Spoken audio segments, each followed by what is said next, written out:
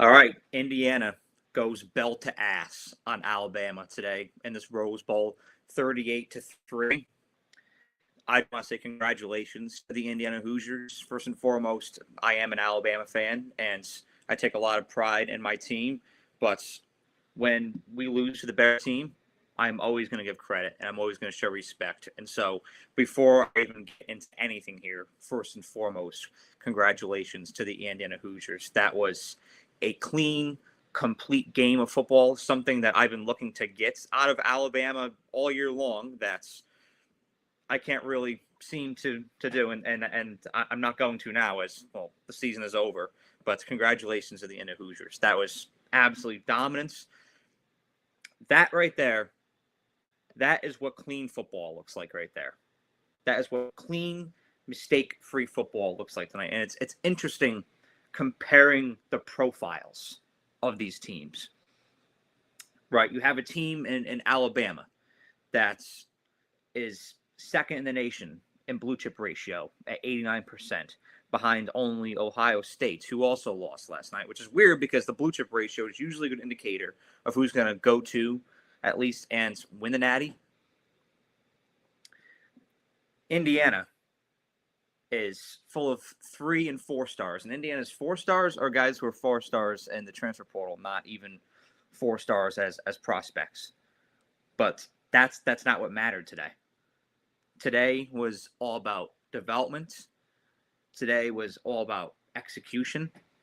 Today was all about doing the little things well and not blowing assignments. That was my major takeaway today. Alabama is an extremely talented team, but Alabama is also a very mistake-prone team. You see it a lot. I mean, a big gripe of mine with Alabama today was missed tackles. I saw Indiana running backs, both Hemby and Black, simply just cutting around the corner, going up the sideline because they know they're going to find a crease, because they're banking on missed tackles that were always there. And so it's that with Alabama. It's missed tackles. It's blown assignments. It's blown coverage. It's mental mistakes. It's Ty Simpson panicking in the pocket when there's not even pressure coming. And that's something that Alabama's dealt with all year long. And, well, it finally got exposed today. And so it is what it is. But on this program, we always talk about winners first. And so I'm going to talk in depth about those Indiana Hoosiers right now. That was an absolute masterclass performance. That, in all my years of watching football, that was one of the cleanest performances I've ever watched. Indiana was virtually scot-free, mistake-free. I mean, I'm going to pull up how many penalties they had in this game. I feel like they didn't get a penalty. I didn't see any flags thrown on Indiana all afternoon, and that's their credit. I'm not going to sit here and be an Alabama fan and be like, oh well, they didn't throw the flag in Indiana. They didn't make mistakes.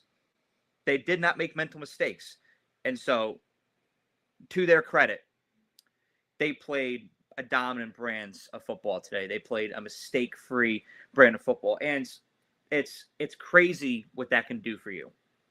When you don't make mistakes, you don't turn the ball over, you start with good field position, and when you get the ball in the red zone, you score, you capitalize, you execute. It's amazing what that can do for you. And so just wanted to shout out Indiana for that. Let's look at Fernando Mendoza's stats here. 14 for 16. He didn't even have to throw the ball 20 times today. 14 for 16, 192. I mean, incredibly accurate, razor sharp. 3 touchdown passes. Indiana's running back room was extremely physical today. I mean, I feel like both Kaelon Black and Roman Hemby were like bowling balls today. I mean, they ran with a ruthless aggression. It was Kyle Brandt angry runs all afternoon out of Kaelon Black and Roman Hemby. That's what I want to see out of my running backs. You didn't see it with Alabama all year long. Trust me, as a Bama fan, I would love me some Roman Hemby or Kaelon Black in my locker room. Charlie Becker. I mean, when you look at the receiving stats, it's nothing eye-popping here. But Charlie Becker had 2 receptions for 1 yards. He had that touchdown pass, which I thought was an incredible catch. Omar Cooper, 3 receptions, 45 yards. Elijah Surratt, 4 receptions, 40 yards. But again, those are 3 very fundamentally sound wide receivers. They run their routes crisp. They have strong hands. They hold on to the ball. They don't make mistakes. They don't try to be too fancy. And they get the job done. And that was Indiana this entire day today. They just didn't get too fancy with anything. They didn't get too cute. They played simple. They blocked well. Indiana's offensive line, I don't think that's talked about enough. And they built some of that out with the portal. But that offensive line is incredible. It's the synergy of that line, the chemistry, the way that line gels. I mean, that is a full, complete unit. All right, there is no way around it. That is one of the most put together offensive lines in the country, and it's got size. And when it comes to offensive lines, well, size matters. But they do an incredible job creating lanes for Roman Hemby, for Kaelon Black, and for protecting Fernando Mendoza so he can do what he does best. He had a clean pocket all day today. I mean, he could have sat back there and had a pastrami sandwich at times. It was just a clean pocket for that young man all afternoon. And so he was able to sit back there, make good calculated decisions. He never felt panicked. He never felt rushed. And that's what a good offensive line does. And we've seen this several times with Alabama in their games today or this year. The other team just looked more prepared.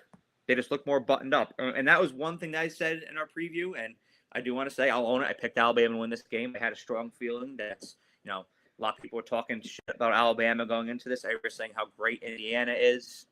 And so I've seen a lot of matchups like this in the past in both college and the NFL, where you have a team who's riding high and everybody's saying glowing things about them. And then you've got their opponent who has gone through their trials and tribulations, and everybody shames them, talks shit about them, says that they shouldn't be there. Alabama doesn't belong in the playoffs. So I made the comparison to the 2007 Cowboys-Giants playoff game. Everybody was glowing with praise about the Cowboys and shitting on the Giants, and the Giants won that thing. I had this feel going into that game. But that was not the case here. Indiana, they knew how to absorb and compartmentalize the hype. And that's what a great head coach does. That is what a phenomenal head coach like Curt Cignetti does. Yes, people can say glowing things about you. People can hype you up. But at the end of the day, you know that the only thing that matters is the guys in this locker room. The external noise does not matter. Curt Cignetti is a no bullshit guy. And his team is a personification of him. And that is through and through what great teams are made of. How about let's talk about Indiana defensively for a second. Dominance. The hits they're laying in Alabama. And it was weird. And as a Bama fan, I'm not going to say it. They looked like my Alabama teams used to in the 2010s and the late 2000s.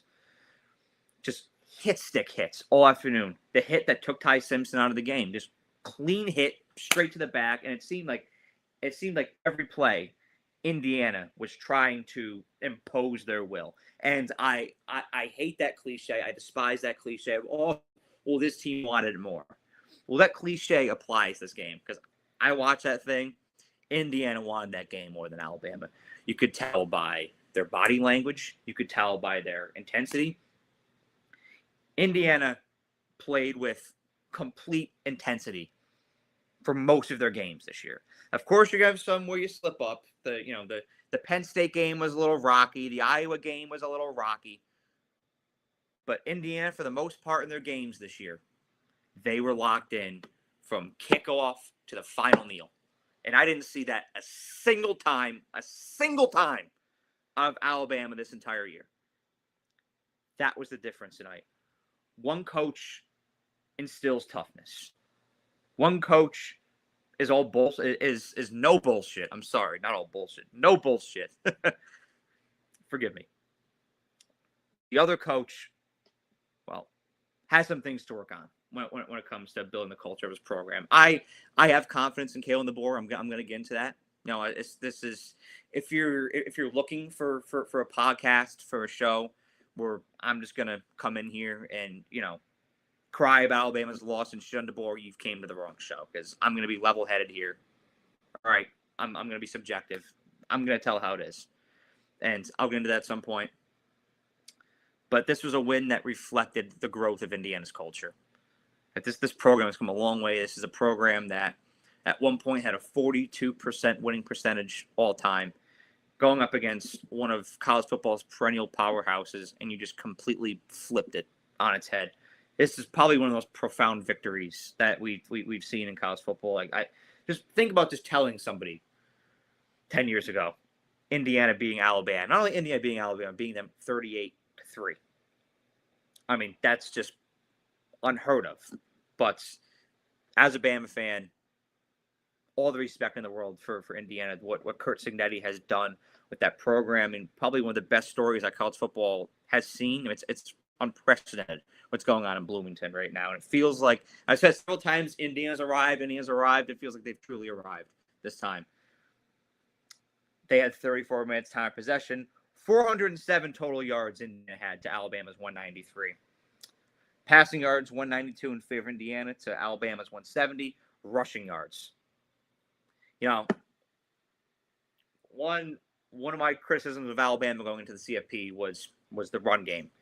And I was worried it was going to get exposed at some point, and it absolutely did. Because listen to this. Indiana had 215 rushing yards. Alabama, 23 the entire game. That's pathetic. That's inexcusable. 22 first downs for the Hoosiers. Alabama had 11. Both teams only had one penalty. So Alabama played clean on that front. Both teams allowed 3 sacks. Indiana 66 total plays. Alabama 50. So great win for the Hoosiers. And good luck to them as they continue to advance that rematch with them in Oregon. And the Peach Bowl should be nothing short of electric. All right. Let's get into talking about Alabama here. I'm not going to lie. As a fan, I'm mortified. And I've always said that I would never be upset about losing to the better team. And that's what happened here. Indiana is straight up better than Alabama. I think Alabama has higher rated players, but Indiana's players were better executing tonight. And so therefore they were better. Indiana was the better football team through and through tonight. And there's no way around it. There's no ifs, ands, or buts about it. Indiana was the better football team tonight. What I'm mortified about when it comes to Alabama is how they played in the second half. Or I should say how they didn't play in the second half. They didn't even show up. They looked like they didn't even want to be on the field. And look, you're going to face it. It's not always going to be rosy. And this is a team that did claw back from being down 17 the week before. So this is a team that has responded to adversity in the past. I'm well aware of that. But to just bend over the way they did in the second half and have no effort, no pulse at all, it's embarrassing. It's disheartening. And we've seen it several times this year. You saw it happen in the Florida State game. You saw it happen in the Georgia game, where Alabama just got completely classed and they down spiraled. And that's what happened today. They hit a brick wall and they lost all will. All effort was gone. Body language was terrible. Intensity was terrible. Alabama loses a game. It's not the end of the world. I tip my cap to the opponent who won. But all I ask is a complete game of maximum intensity for all 4 quarters. That's what Nick Saban always preached, and that's all that I asked for. If you lose, oh, okay, that's fine. But I didn't see that a single time out of this team this entire year. I did not see a complete game, and that irks me to the core. And the other thing that irks me to the core today with Alabama was that call in the second quarter in particular. I mean, you open this game up sacking Fernando Mendoza twice. I'm like, wow, this team is dialing up pressure. They're attacking Indiana's right side, which was a little bit weak today. That was Indiana's weak side of the line. They're executing great. Alabama drove down the fields. Indiana stopped them. They had to end up punting the ball. They allow Indiana to put together a good drive. They got some rhythm going on offense, but they settled for 3. Bama gets the ball back. Ends up going 3 and out. And that was just the theme today. And it gets to that point in the second quarter where there's that 4th and 1. And Alabama tries to get Indiana to jump off sides twice. And it's one thing if you're getting a team who's not disciplined to jump off sides twice. All right, I get it. Like there's sloppy teams out there. They're in the SEC. They're in the Big Ten. We know who they are. I'm not going to name names. Kurt Cignetti's Indiana Hoosiers are not going to jump off sides. They're not falling for that gadget shit. So don't even try. Just punt the ball and put Indiana in favorable field position for you and trust your defense. Because at that point, Alabama's defense was playing reasonably good. But no, they go for it. They try some cute shit where they've got Daniel Hill lined up in the shotgun and they get stuffed. Because why? Indiana's a smart football team and they knew exactly what they were going to get. You're not going to throw Indiana off with gadget shit, okay? You're not playing Auburn. You're not playing South Carolina. You are not for a single second going to throw Indiana off with some bullshit gadget play. So don't even try. Punt the ball. That's what's to stop next year is the cute shit, the motion. Just play football. Play good, clean, buttoned up, physical football like Indiana did today. That's what wins at this level. That's how Miami won last night. Good, clean, physical football. That's how Oregon won today. Was it pretty? No. But they hit Baron Morton in the mouth all afternoon. And they executed when they had to. And they walked away with a victory. And that's what Indiana did in this game. They played good, clean, fundamental football. And they don't have to resort to the cute shit. Because they know that they're fundamentally sound. Alabama was probably one of the most fundamentally poor football teams I've watched all year this year, which blows my mind because it's chock full of 4 and 5 stars. Alabama's fundamentals were piss poor all year, and I'm not going to shy away from it at this point. Was this team deserving of getting in the playoffs? Yeah, absolutely. I think that their resume dictated it. They played an SEC championship. They had 4 ranked wins, and they beat Oklahoma. All right, I mean. This wasn't a failure by any means, but that play call and the way that Alabama played in the second half really, really irked me, really, really pissed me off. And, when you get that aggressive in the second quarter, Indiana's now getting the ball on your side of the field. I think Indiana had to drive only 43 yards to get a touchdown, and they even got a holding ball, and they're still able to score. So, and that flipped the momentum of this game on its head. Indiana goes up 10-0. Bama goes 3 and out. Indiana scores again. And then Alabama gets a good drive going. Tyson gets hit in the back, fumbles the ball, which I get it was a hard hit. It's going to happen sometimes. But it's those turnovers. You get a good drive going, you off the ball, give it right back to Indiana. Those are the mistakes that I'm talking about that need to go away next year. If this Alabama team were to have played to its full potential this year, it could have absolutely competed for national championship. They could absolutely be playing next week. They could be playing for national championship. But we're never going to know now because they never figured it out. And I said it on here several times as the season went on.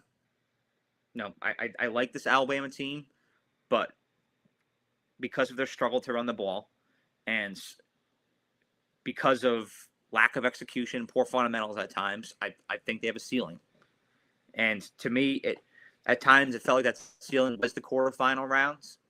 Now, I like this matchup with Indiana in particular because of what I outlined earlier. I was thinking maybe Alabama found a spark in the second half. I mean, we'd seen how teams performed off of bye weeks. They were 0-6 until today in the CFP when they have bye weeks. And so there are a lot of things that I really liked about this matchup, but none of those things that I liked actually happened. So it doesn't even matter. Before I end this, I want to talk about the DeBoer situation, what my thoughts are on that. So, your emotions run throughout a game. Like there are points in this game where I was calm. There were points in this game where I got a little angry, got a little passionate. And I like to give y'all level-headed takes on here and keep it consistent. That's what I'm going to do here. I like Kale on the board Alabama right now. Because if you were to tell me that after Nick Saban retiring, after the 2023 season, that in 2025, we'd still win 11 games, still make the CFP, still make the quarterfinal round, and still be sitting at number 2 in 24/7's recruiting rankings for 2026, I would be happy. I would be pleased with that because there could be that scenario where we're sitting at 7-5 right now. And that's reality. You don't know what's going to happen when you lose an all-time legend like Nick Saban, when you lose the greatest head coach ever. Who knows what the replacement is going to look like? Who knows what the aftermath is going to be? It could be 6-6 right now. But instead, won 11 games. All right.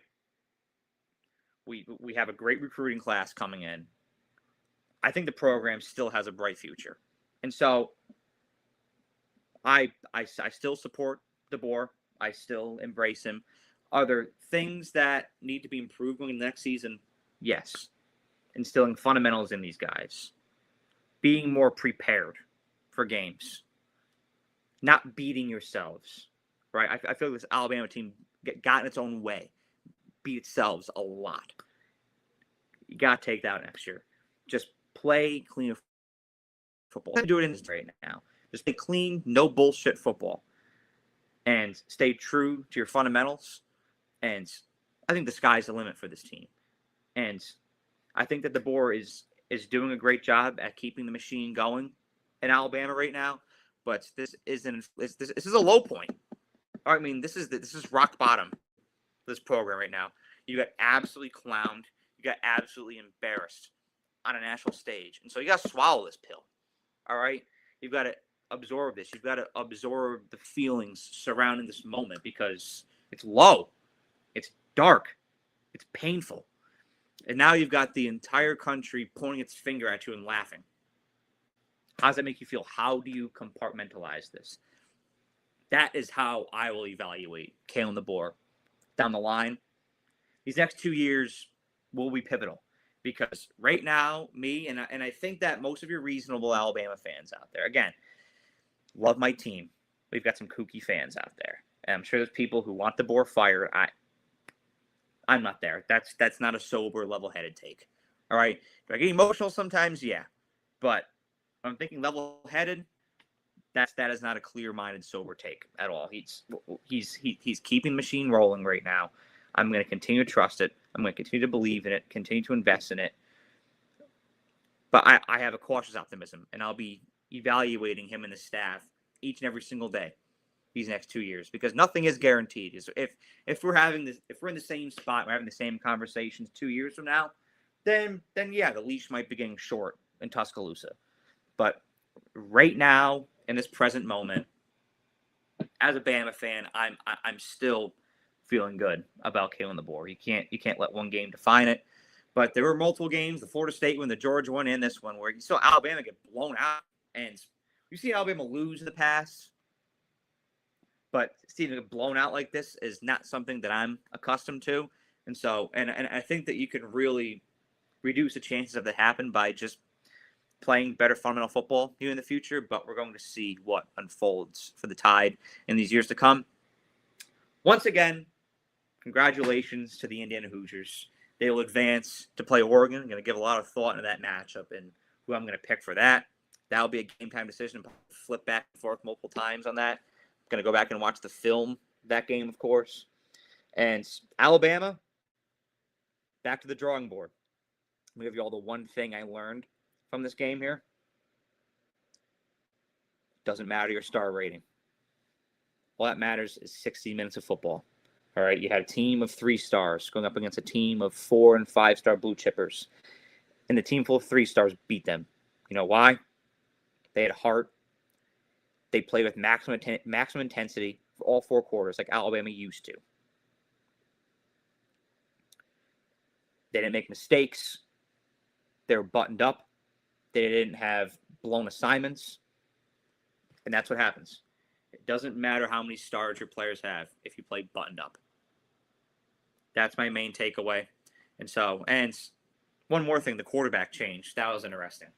Because Ty Simpson got knocked out of the game in the third quarter. Hope he's okay. Hope he's recovering. But Austin Mack comes in. And it's tough to evaluate a quarterback, based on that little bit of time he has in the third quarter and the fourth quarter, because Indiana was starting to get their second string guys in there, and they're starting to play a little bit more prevent. So you're going to be able to complete more passes, look sharper. But I do think that from what I saw, Austin Mack was going through his progressions quicker than Ty Simpson was, and his ball had a bit more zip on it, had a bit more velocity. And so that's another thing to watch for Alabama going into next season is this quarterback situation. Because I don't think Ty Simpson has that locked up at all.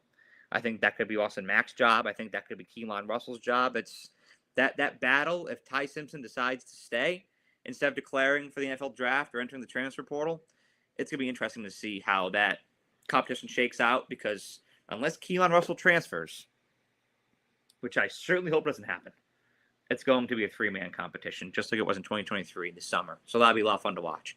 But let me know what y'all think about this game and this video in the comment section below. Thank y'all for watching. Let's lock in for the Sugar Bowl. I almost said the Sugar Bowl. I almost said the Super Bowl. My apologies. The Sugar Bowl. We've got Georgia and Ole Miss in an SEC showdown coming right up.